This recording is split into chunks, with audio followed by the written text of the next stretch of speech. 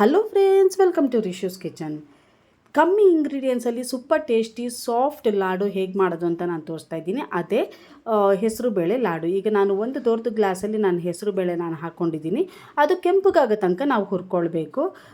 ಇಷ್ಟು ಕಮ್ಮಿ ಇಂಗ್ರೀಡಿಯೆಂಟ್ಸಲ್ಲಿ ಇಷ್ಟು ಸೂಪರ್ ಟೇಸ್ಟಿಯಾಗಿ ಲಾಡು ಪ್ರಿಪೇರ್ ಮಾಡ್ಬೋದು ಅಂತೇಳಿ ಗೊತ್ತಾಯ್ತಲ್ಲ. ಈಗ ನೀವು ನೋಡಿ 20 ಮಿನಿಟ್ಸಲ್ಲಿ ಇದು ಲಾಡು ರೆಡಿ ಆಗುತ್ತೆ. ಯಾರಾದರೂ ಗೆಸ್ಟ್ ಬಂದಿದ ತಕ್ಷಣ ನೀವು ಮಾತಾಡ್ತಾ ಈ ಲಾಡನ್ನು ಪ್ರಿಪೇರ್ ಮಾಡ್ಬೋದು. ಈಗ ಹೆಸರುಬೇಳೆ ಕೆಂಪಗಾದ್ಮೇಲೆ ನಾನು ಗ್ಯಾಸ್ ಆಫ್ ಮಾಡ್ಕೊಂಡಿದ್ದೀನಿ. ಅದು ಹೆಸರುಬೇಳೆ ತಣ್ಣಗಾದ್ಮೇಲೆ ಮಿಕ್ಸಿ ಜಾರಿಗೆ ಹಾಕ್ಕೊಂಡಿದ್ದೀನಿ.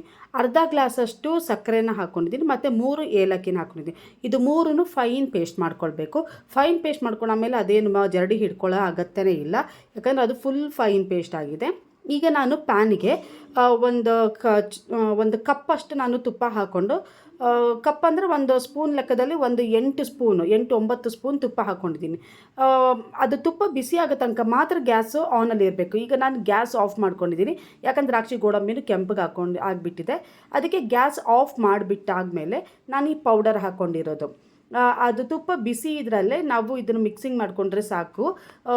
ಬೇರೆ ಏನು ಇಂಗ್ರೀಡಿಯೆಂಟ್ ನಾನು ಯೂಸ್ ಮಾಡಿಲ್ಲ ಫ್ರೆಂಡ್ಸ್. ಉಂಡೆ ಕಟ್ಟಕ್ಕೆ ಅದು ಬಿಸಿ ತುಪ್ಪ ಅಷ್ಟೇ ನಾನು ಹಾಕ್ಕೊಂಡಿರೋದು.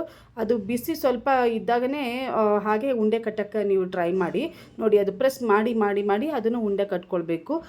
ನೀವು ಒಂದು ವಾರ ಆದರೂ ಇದನ್ನು ಇಡ್ಬೋದು, ಏನೂ ಆಗಲ್ಲ. ಅಷ್ಟು ಸಾಫ್ಟಾಗಿರುತ್ತೆ, ಟೇಸ್ಟಿಯಾಗಿರುತ್ತೆ. ನೋಡಿ ಎಷ್ಟು ಚೆನ್ನಾಗಿ ಅದು ಉಂಡೆ ಕಟ್ಟಕ್ಕೆ ಬರ್ತಾಯಿದೆ ಅಂತೇಳಿ. ಈಗ ನೋಡಿ ಹೆಸರುಬೇಳೆ ಲಾಡು ರೆಡಿಯಾಗಿದೆ. ನನ್ನ ಮಗಳು ಟೇಸ್ಟ್ ಮಾಡಿದ್ದಾಳೆ, ಅವಳಿಗೂ ತುಂಬ ಇಷ್ಟ ಆಗಿದೆ. ನೀವು ಮಾಡಿ ಹೇಗೆ ಬರುತ್ತೆ ಅಂತ ಲೈಕ್ ಮಾಡಿ, ಶೇರ್ ಮಾಡಿ, ಸಬ್ಸ್ಕ್ರೈಬ್ ಮಾಡಿ.